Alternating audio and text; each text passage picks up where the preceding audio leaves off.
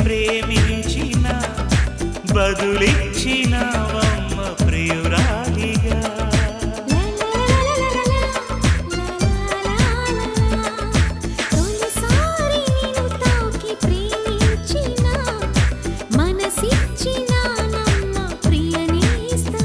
కలలోనూ ఇలా కలిసుండాలని విడిపోని వరం ఇయ్యవా అన్నది ప్రేమ,